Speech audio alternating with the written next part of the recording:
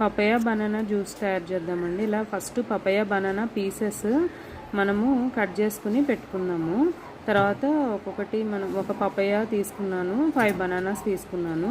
ఇవన్నీ కూడా మనము మిక్సీ జార్లో యాడ్ చేద్దాం. ఈ పపాయ బనానా కూడా రెండు కూడా మంచిదండి హెల్త్కి. దాంట్లో ఈ పపాయాలో వీటిలో కూడా కంటికి చాలా మంచిది, స్కిన్కి కూడా చాలా మంచిది. అలాగే బనానా కూడా పొటాషియం ఎక్కువ ఉంటుంది, హెల్తీగా అవ్వచ్చు. ఇప్పుడు దీంట్లో పపాయ బనానాలో కూడా వాటర్ మిక్స్ చేసి జ్యూస్ చేద్దాము. ఫస్ట్ మిక్స్ చేద్దాము.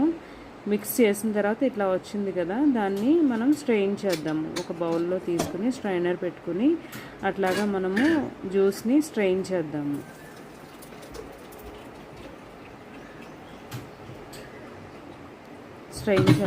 అట్లాగే ఇంకా రిమైనింగ్ పీసెస్ ఉన్నాయి కదా, ఆ పీసెస్ కూడా యాడ్ చేసి కొంచెం వాటర్ యాడ్ చేసి మనం దీన్ని కూడా మిక్సీ పడదాం. జ్యూసర్లో మనం మిక్సీ పట్టామనుకోండి,